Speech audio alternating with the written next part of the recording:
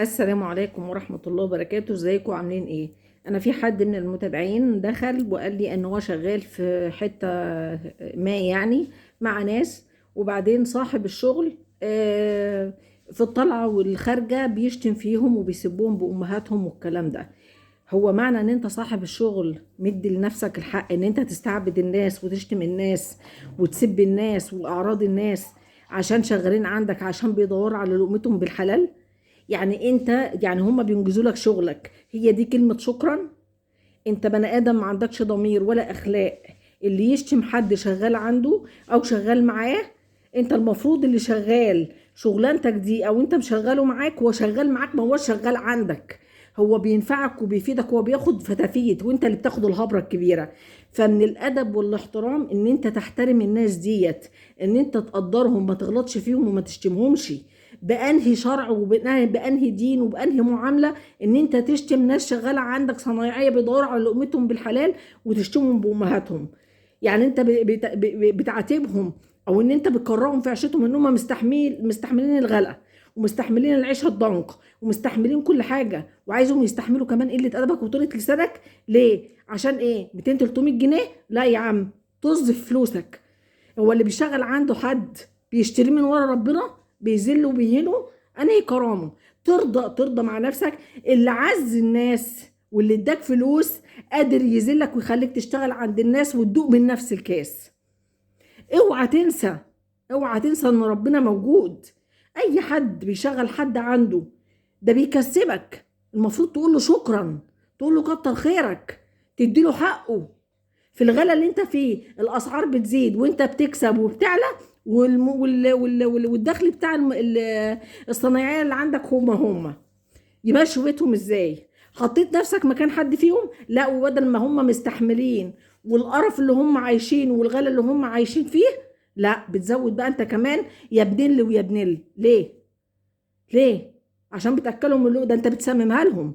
ده ربنا بيقول لك ما تنفقوش من واذى، انت بقى بتمن وبتأذي. يعني انت بتديله اجرة ايده وبتمن عليه وبتأذيه. بتمن عليه ان انت بتديله، انت اللي فاتح له بيته مع انهم ما يفتحوش بيت، وبتأذيه بقولة يا ابن ويا ابن عيب. عيب، لا في دين ولا في شرع ولا اخلاق ولا اي حاجة. انت مش بني ادم، اللي يعمل كده ما هوش بني ادم. انا لما الانسان ده بيحكي لي، انا صعب عليا. صعب ليه؟ ده النبي صلى الله عليه وسلم بيقول لك اعطي الاجير حقه قبل ان يجف عرقه. يعني قبل ما عرقه ينشف كده روح فرح قلبه كده ان هو شغال طول اليوم وطافح الدم وطافح الدردي معاك عشان يمشي لك شغلك.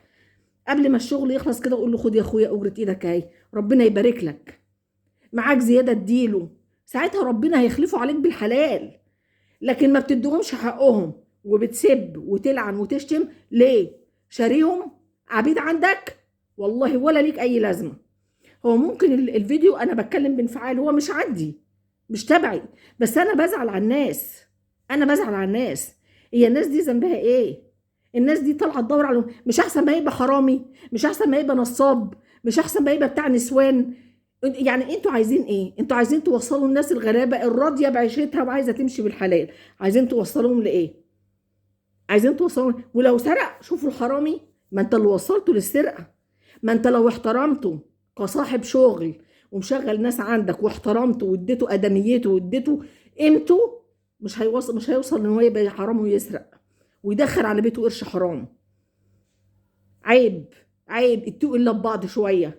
اي في الوقت اللي احنا فيه ده وفي الغلا اللي احنا فيه ده، ان ما كناش هنبقى رحماء ببعض على الدنيا السلام. واي حد عنده محل، عنده شغل، عنده شغل، عنده ورشه، عنده مصنع، عنده اي حاجه ومشغل ناس تحت ايديه، اشكرهم، عاملهم بادب عشان يحبوك ويخافوا على مصلحتك. ما انت زي ما انت بتشتمهم هم هيشتموك.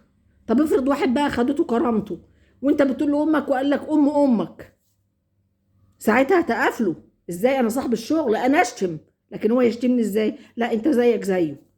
ساعتها هيدوس على فلوسك وعلى شغلك وعلى كل كلمه وهيديك مطرح ما تفر روحك. عيب. اتقوا الله، خافوا على بعض، خافوا على مشاعر بعض، خافوا على حقوق بعض. لو عايز ربنا يكرمك ويوسع عليك ويرضيك، راضي الناس اللي تحت ايديك. مش تيجي عليهم وتفتري عليهم. اخرتها ايه؟ متر في مترين. ممكن انت تبقى ميت ويجي هو يندفن معاك في نفس التربه. والله هيقتص منك، هيقتص منك كل كلمه اذيت نفسيته بيها، وكل كلمه سبيت اهله بيها. عيب. مش هقول اكتر من اتقوا الله. السلام عليكم.